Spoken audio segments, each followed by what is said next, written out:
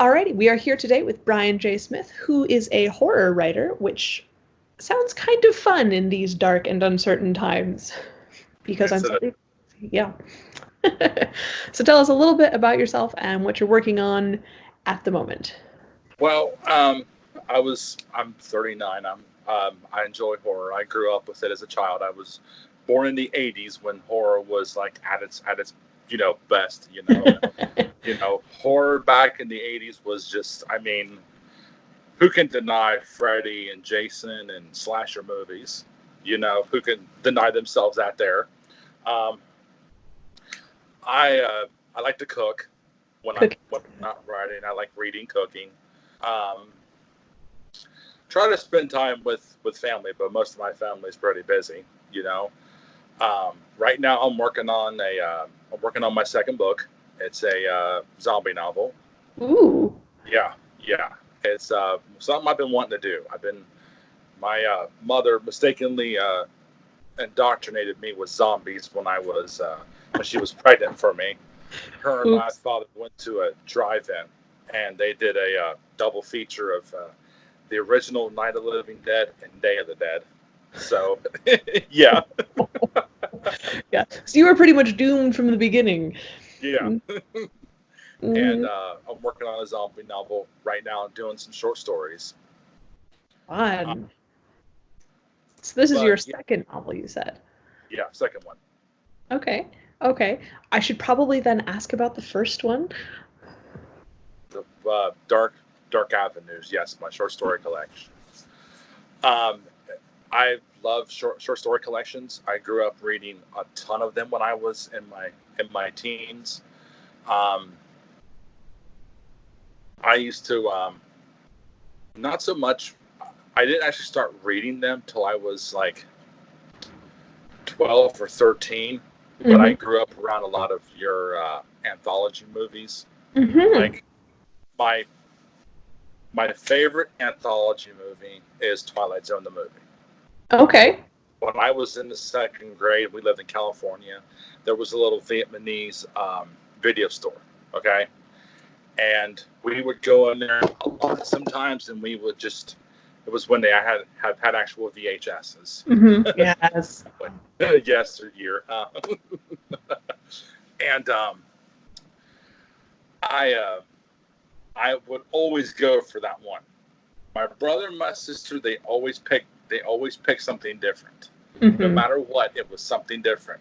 But it got to the point to where the owner was just like, "Hey, it's up here. I already got to hold up for you." Yep. But your family probably got tired of it after a while. Yeah.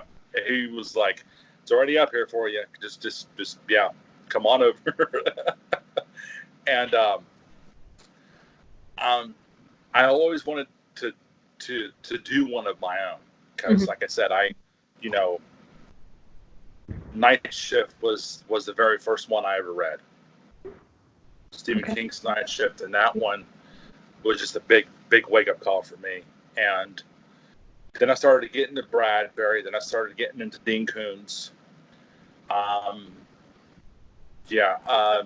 Jack Ketchum's Peaceable Kingdom is like right there with Night Shift, and I just love short story collections. It's kind of like you're peeking into somebody's window and you're just watching a split second movie, Yeah. So is there a theme for your short story collection, or have you just gone all over the place? It's kind of like, it's just, I may want to say maybe I was shooting for a theme, but it just kind of went like to where in the introduction, it's like, "Hey, I'll take your hand. We're going to walk down this quiet, dark neighborhood, and we're gonna peek into some of the houses. And if you happen to feel something on the back of your shoulder, you can turn around, or you don't have to, So there's some kind of haunting presence around to where you're like, okay, so we're going to walk and peek into these houses." Ooh. And if there is someone behind you, well, I have to think about that one. Yeah, that's usually the best way to go. Okay, so then for your zombie novel, I imagine that's a little bit different than your short story collection. Yeah, yeah. This is it's something I've been wanting to do. I tried to do it about, I want to say 3-4 years ago, and just like any other author, you know what? I'm just going to put this away, and I'm just going to deal with it later Mm-hmm. because I wanted to do something else. Sure. Because I also like crime noir. I like Jim Thompson. Oh. You know, Jim Thompson's one of my favorite, crime noir influences. Mm-hmm. And I mean, he's just a wonderful writer. The man is, his book, A Hell of a Woman, really did a number on me. Mm-hmm. When I first read it, and I wanted to do crime noir. I had some short stories come up, and I'm just going to put this zombie novel away for later, and I will finish it later. Mm-hmm. And I did it, and I was like, okay, so now that I had that done, people were asking me, because people had read the book, and they were like, so what do you have next? What can we read next? This one's good. I can't wait to see what you got next. I'm going, I forgot about that part. I forgot about that when people like your stuff, they want more. More of it. Yeah, that is, oops. And here, I was like, you know what? I don't see why not. Let's do it. So I pulled it back out of the file and started work on it. Okay then. And where are you in that process? Right now, I'm trying to edit it by 50 pages because I did 100 of them before I put it away. Mm-hmm.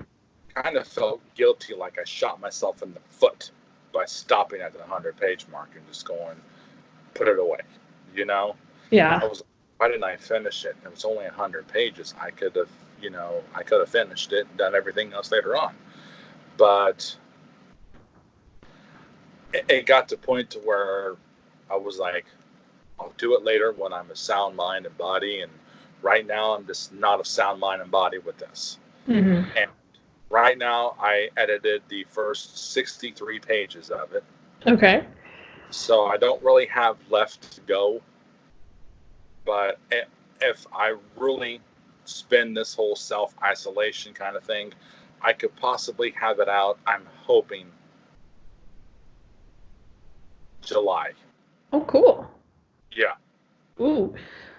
Now, I do have to ask, is this your traditional zombie sort of book, or are you changing things up a smidge?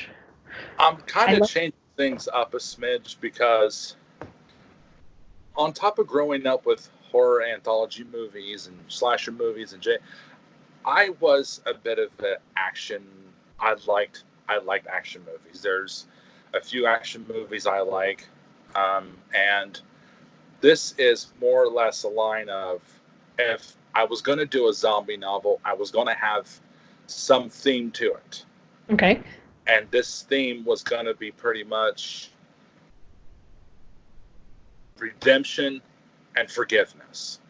Oh, interesting. And I mean, I can tell you the plot if you like me to. I can kind of give you enough without spoiling it too much. Well, okay. It's about this guy. He drives a boat and he drives around all over Ohio, and he's known as the River Rat. And like, if you're boarded up inside of your house and you need supplies, well, this guy is the one that you call to fetch those supplies. Oh, how interesting. Yeah. And he's kind of like I tried to go for like a Robin Hood type of person, but he's not stealing from the rich and giving to the poor. He's just, I'm going to supply you guys with this stuff so that you don't have to risk your head and your life to get it. Yeah. And he gets confronted by these 3 kids. Uh-oh. That says, hey, our parents are at this safe zone at an army base in Texas where our brother is stationed at. Can you get us to Texas? If you get us there, you can either stay there or we'll give you some supplies and we will keep you, whatever you want. Oh dear. So they go to leave, and these three guys, they want his boat and they want the supplies on there, and he's like, no, you guys can't have them. You know the proper channels. Go through me first. These supplies belong to somebody else. And the three guys are like, well, guess what? That's not the way we do things here. And they knock him out and leave him for dead. Oh, piff. Well, they not only take his supplies, but they rip the spark plug out of his boat and they throw it in the river. Oh, that's not helpful. So now him and it's him, a 16-year-old, a 12-year-old, and I want to say a baby. I want to say she's crawling. Okay. Toddler age. Yeah, sure. They have to traverse across this zombie-infested city to get him a spark plug so that he can get it back to the boat and get them to Texas. Oh, wow. That sounds unfortunate. I mean, 16-year-olds are trouble enough without adding toddlers into the equation. Yeah. Because the original one actually had them staying at the boat. But somebody said, well, if you add the kids, that would create more tension and more suspense, and people would be worried about the baby and the kids. Yeah, they would be more worried about baby, because if something happens to that baby, nobody wants to see that. No. And a good friend of mine, she was like, tag the kids with him, make him take the kids with him. That will add more tension and more suspense. Mm-hmm. And I've got other plans with it that's going to create more tension and more suspense. Or, oh no. I can tell this is going to be trouble. Mm-hmm. Yeah. More. Okay. I can think of so many ways this can go wrong for these poor people. I like it. Okay, I want to go a little bit back to the crime noir bit because that's also fun. Yeah. Okay. This is crime noir. Is this separate from your short story collection? Yeah. I wanted to do this. Like I said, I grew up around a lot of 80s action TV shows, and I read a lot of mystery. The very first mystery story I ever read was Max Allan Collins' A Matter of Principle. Okay. It's a quarry story. I think it's I know it's in a lot of his it's in a lot of those anthologies. Mm-hmm. I mean, I read it in a book called I think it was Stalkers. I'm not familiar with that one. I can probably. Sure. It was edited by Martin H. Greenberg and Ed Gorman. And my brother and I had that book, and I was like 12, 13 years old. Mm-hmm. And I read that story over and over and over and over again. And then I watched a lot of crime stories. I watched a lot of my parents and my grandma were so into like Law and Order and NCIS and Criminal Minds, and I was like, Law and Order, NCIS, all of those crime shows. Yeah, they all had my parents and my grandma were just engulfed by those. They were just enamored by them, and I'm like, okay. And when I read Hell of a Woman, I was 28 when I read Hell of a Woman. Mm-hmm. I'll be 40 this year, and I'm not looking forward to it.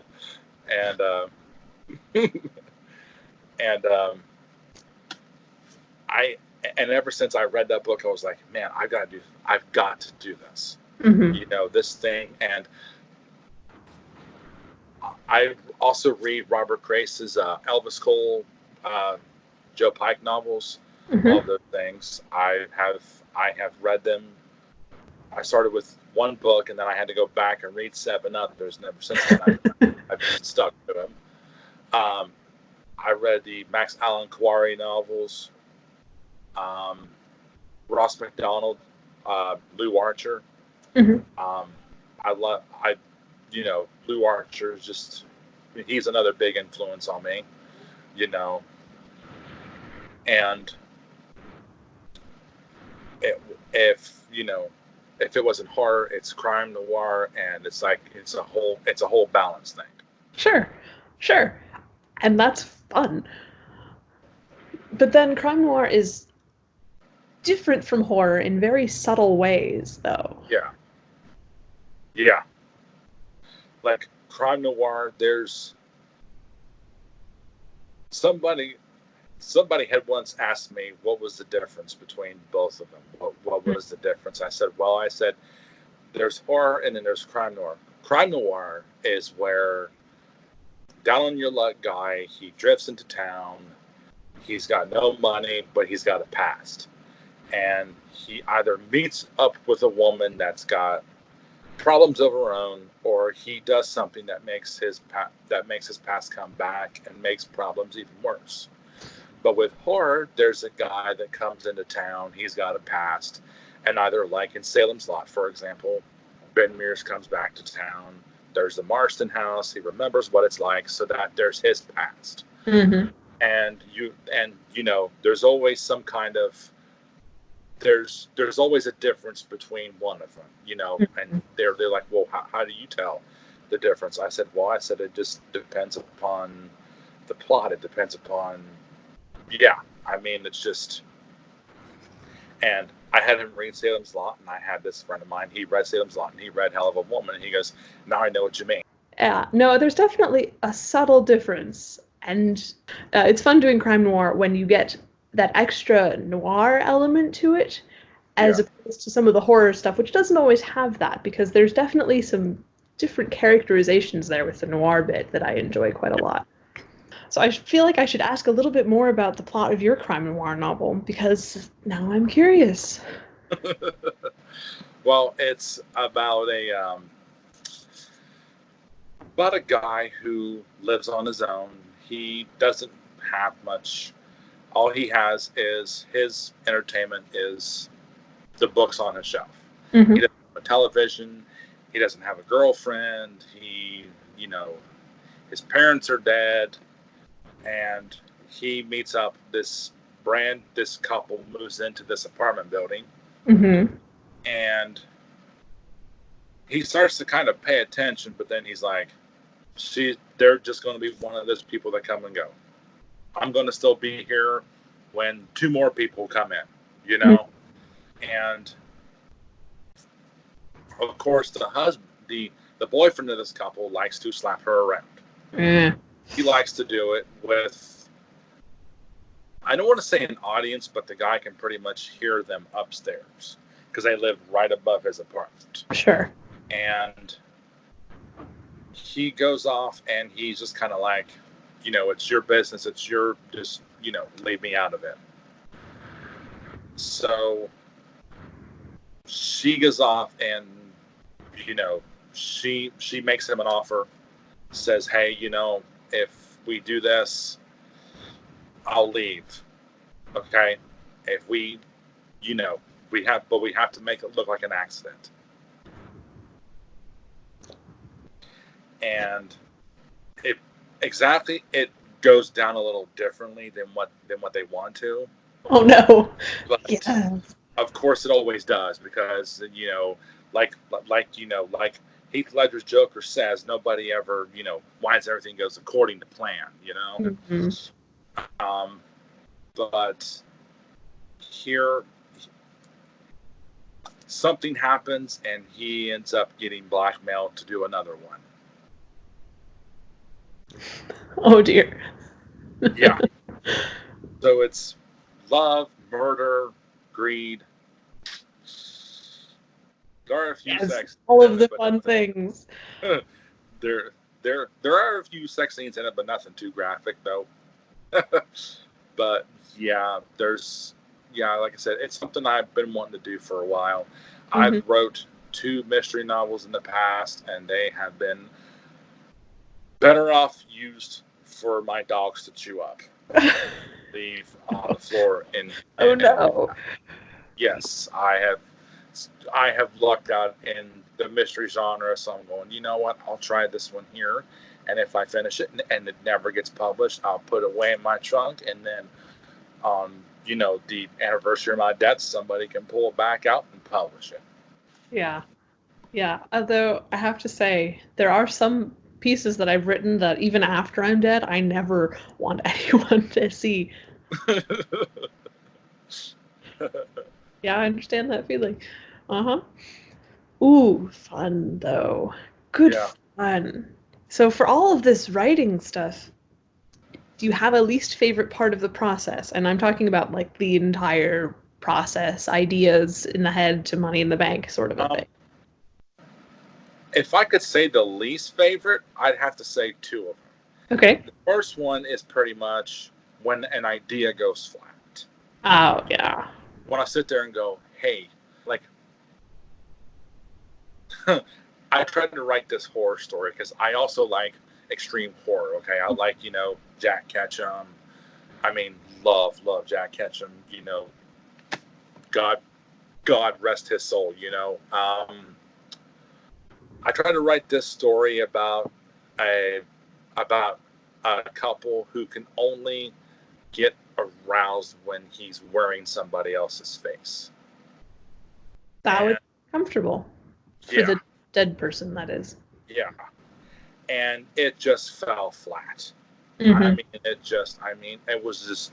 was like a roller coaster going like this here, and instead of going all the way to the top, somebody just pulled the reverse and just boom.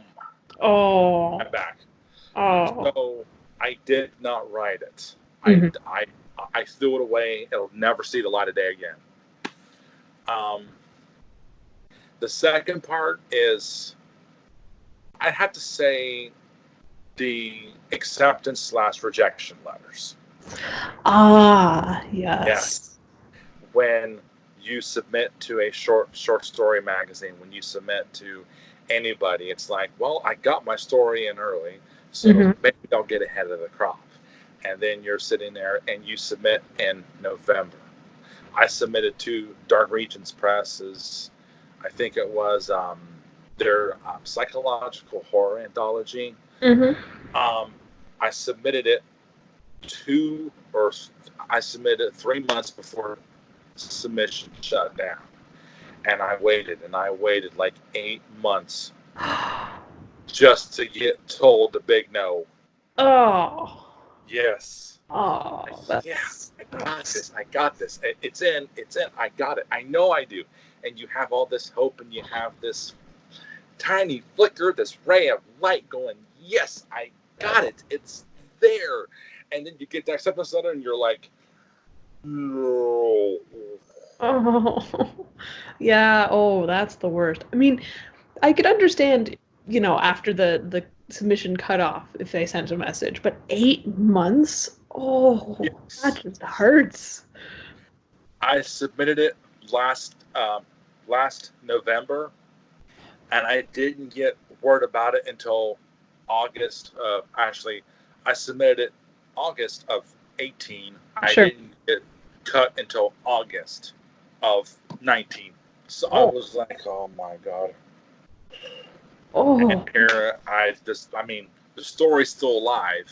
Sure. I just haven't submitted it to anybody else. Yeah. I just haven't submitted to anybody else. Oh, yeah. That's almost worse than the formulaic, like, did we get your name spelled right rejection letters. Yeah. I've had actually one of them go off and send me the wrong rejection letter. I was supposed to have it accepted, and they sent the rejection to me and not to the other guy, and a whole bunch of wires got crossed, and it was like, and now we can't even put it in there if we want to because the book is pretty much full. Oh. And I've gone off and I've actually submitted to people who don't even tell you if the story's been accepted or not. Well, that's helpful. And of course, you wait months, and you wait days and weeks and months, and you're going, have they even got the story? Have they even got back to me?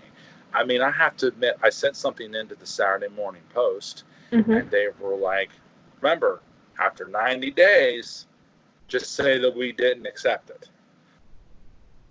Cool. I'll put on my countdown clock, and if I don't hear anything from you guys in 90 days, I'll know you didn't accept it. But it was like, why wasn't I told about this 3 months ago? I'm sitting here doing this, waiting for you guys to get back to me. Nothing. You know? And I mean, just at least, like, even if it has to be 2 sentences, just tell me you don't. Yeah, just tell me you didn't accept it. Yeah. You know? Yeah. But, I mean, I get what it's like I can understand what it's like to be an editor, and you're going, it's a good story, but man, it's not as good as the other ones. You know? You always gotta stand out no matter what. You know? You always gotta stand out. Yeah. There's a trick to that with short stories that I haven't yet figured out. So if you can manage it, well done. Because short stories and full-length novels are not the same thing. No. Novels are a long movie. Novels are Titanic.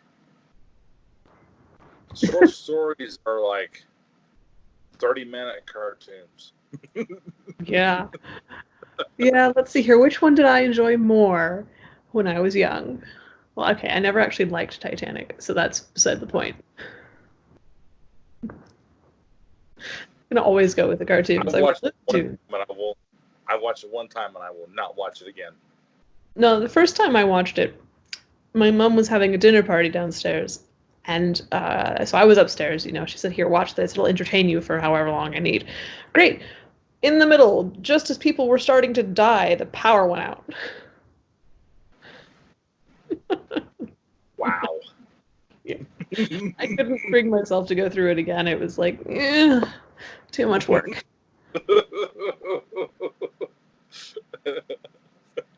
So that's my experience with Titanic. It's the end of that one. We had for Halloween every year. I always watch all 3 of the George Romero movies, but I do them backwards. Okay, I wake up in the morning and I watch day, and then I'll watch dawn, and then just as nightfall hits, I'll watch night. I got through day, and I got through dawn. And as soon as I dropped Night of the Living Dead into my DVD player and was starting to watch it, power went out for 6 blocks.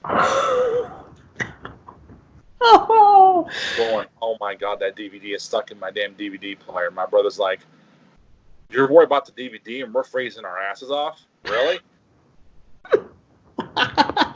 Nope. Yep. So here I go off and I'm like, you know what? I'm just not meant to watch that one. I'll watch it later on. There's to say the power was off from 8:45 until 3:15. Yeah, I know that feeling well. We had to install a generator to deal with that problem. Good going. I got one. I haven't hooked it up yet. Yeah. Yeah. No, that's always fun. Perfect setting for a horror novel, except there's nothing else around. And yes. Yep. See, when power would go out, I'd always write by candlelight, so I knew what it was like for guys before me to write like that. Oh, there's an idea. I don't own any candles.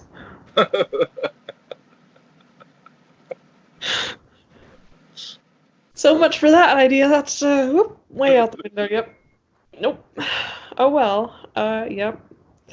Well, anyways, for writery types trying to get into your particular genre, and I say pick whichever one is your favorite, short stories, crime noir, zombie thrillers, whatever, are there traps that they should avoid? And not like actual dead people coming to attack you traps, because that's a whole different thing.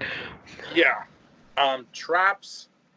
I fell for a lot of for the love markets. I fell for a lot of doing it for free.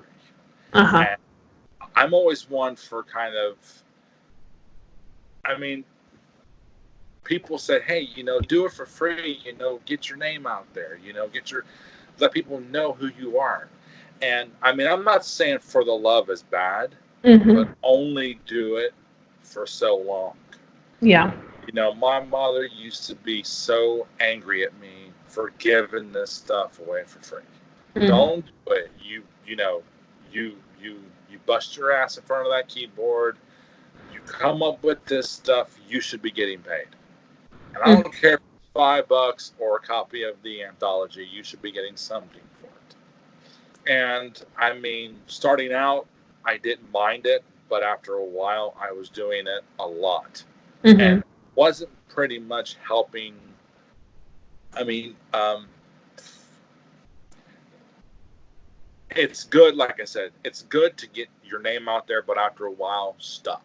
Right, sure. Don't give it away for free, because my opinion, if they can pay the people who are making the anthology, if they can pay the editors, if they can pay everybody else,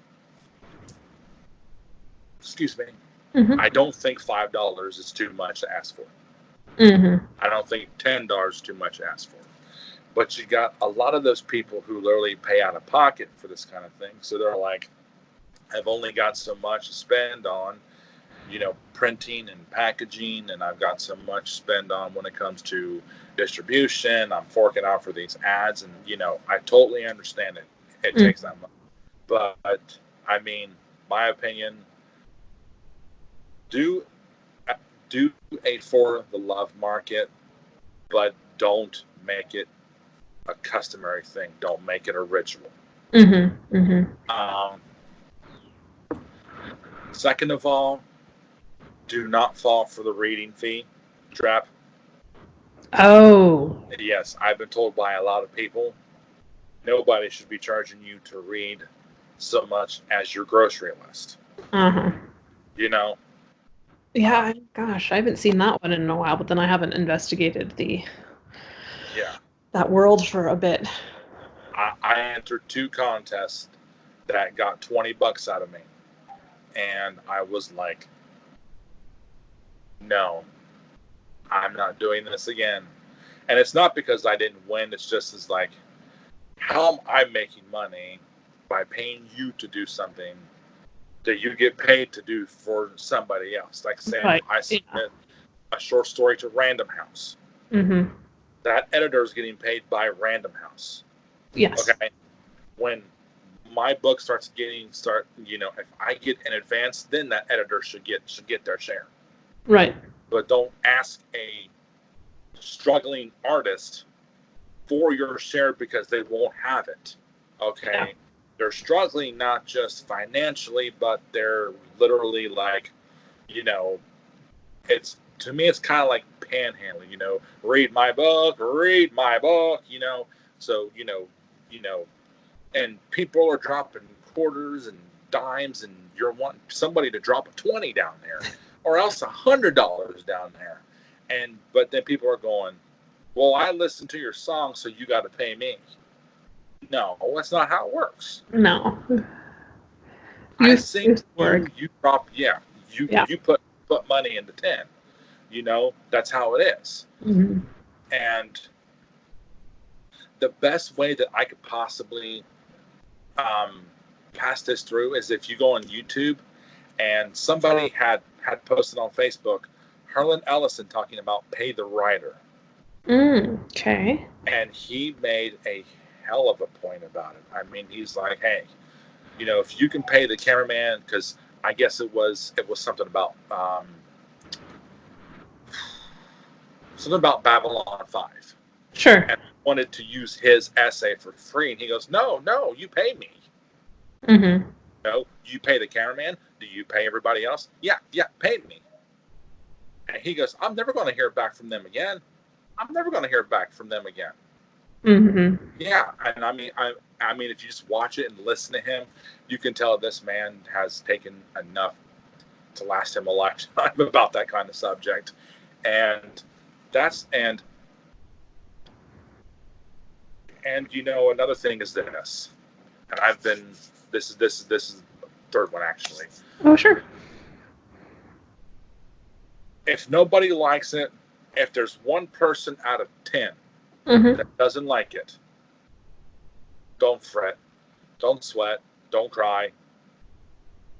There's always going to be that one person that will take your 6-8 months of your hard-earned work and find 100 million reasons 100 million things that are wrong with it. You know, they're going to find 100 million things wrong with it, and you're going to go, oh my God, should I have done this instead? I mean, these people here liked it.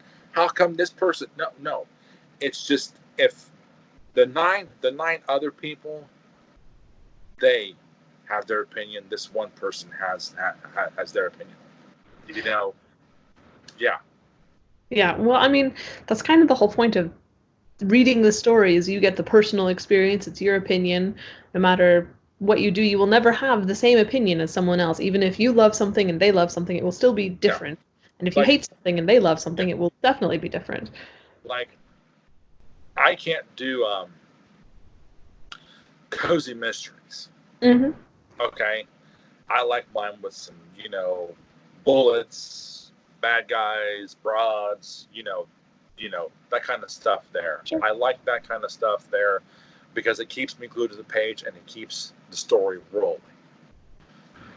But I mean, I'm not going to cut somebody down because they read them or because they write them.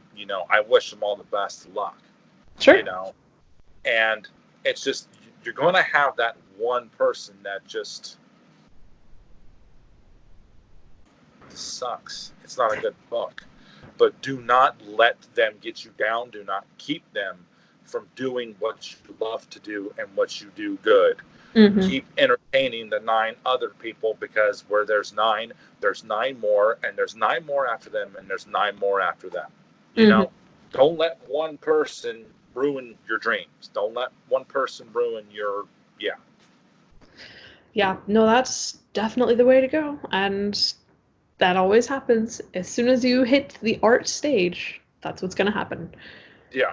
I mean, to be fair, I have seen people judge things that aren't art that make no sense to me, and they still do it harshly, or they adore it, or whatever. I mean, that's just life. Yeah. Because obviously, I mean, you can, judge the color blue. This blue is so blue. What do they expect it to be? It's a good question. One I'm not entirely sure about. What do they want it to do? No idea. Put some little trees on the blue? I mean, you could go full on Douglas Adams and make it, a super intelligent shade of the color blue, but we'll leave that for a different time. All right, well, is there anything else you'd like to add, writing related or not writing related, or completely way out there? No, I'm just hoping everybody can keep their head on their shoulders, and this is something that we've never experienced before. I mean, yeah, who knew? You can't exactly plan for this. It's gonna get crazy, but just keep your spirits up, and I know people want to get out. I know they want to, get a breath of fresh air, because isolation can get to you. It can get to you, cabin fever. I mean, look at The Shining. It wasn't just alcoholism that drove Jack Torrance crazy. It was isolation. Because, I mean, you imagine having to spend all that time in that hotel? Not so much. Yeah. And, I mean, just, I just want everybody, stay safe, keep their chin up, their spirits alive. We will get over this. We've been through worse. Mm-hmm. We've been through wars. We've been through a lot, and this is nothing for us to overcome. We can do it. I mean, staying home definitely could be much worse. Yes. There could be zombies. You had to bring it up. Now they're going to be like actual zombies. Oh, yeah. A friend of mine was like, this virus sucks, man. I was actually hoping for some zombies. I'm like, bite your tongue. Yeah, let's not. No, that would be bad. I mean, yes. We're already out of toilet paper, so. I saw, I think it was, a friend of mine lives in Colorado. Mm-hmm. He saw these two women fighting over the last bag of Doritos. Oh. A woman in a cart and a woman pushing a cart. They were zeroed in right on the bag of Doritos. I mean, there are other foods out there, And what gets me is, yes, I've been to Walmart a few times for necessities, not for just for necessities. And every aisle that I see, the soup aisle, the orange juice, shredded cheese, those are almost bare. But nobody has touched the snack aisle. It's still there. And I'm thinking, did we wait until a pandemic to actually look at our food intake and go, you know what? I need to watch what I eat. I mean, you've got all of these people who are at home and can't go to the gym, I guess, so they have to, do the dieting instead. Yeah. That's funny. And he was showing me a video of it, and both of them landed right. The one grabbed it, the one pulled it out of the other's hand, and they were just slapping each other. Crazy. Manager ended up telling them both, nobody gets the bag. Both of you pay for your items and leave, and you're banned for 2 months. Wow. Yeah. Wow, the Doritos are not that important. No, Jeez. They're not. Now, tacos are more important. Well, I mean, yes, because you can add nutritional things to tacos, like tomato salsa and the lettuce bits, and it's better for you. Yeah. Ostensibly. Yeah. Alrighty, well, it has been super fun talking with you. Good luck with all of your writing tasks. Your zombie novel, let's not actually bring it to reality. Thanks very much. Yeah. Well, thank you for having me on. I really appreciate it, and I hope everybody goes out and they get a copy of my book. The Kindle book is is down for $5. Paperback is still $10, but I knocked it down to $5 for Kindle because I know people are going to be wanting. Okay, I gotta and I know people are going to be wanting to fill their Kindles up, and so I I just knocked it down to $5 until all this until the dust settles, and I may decide to keep the Kindle copy $5. Wow. Okay, then, very exciting.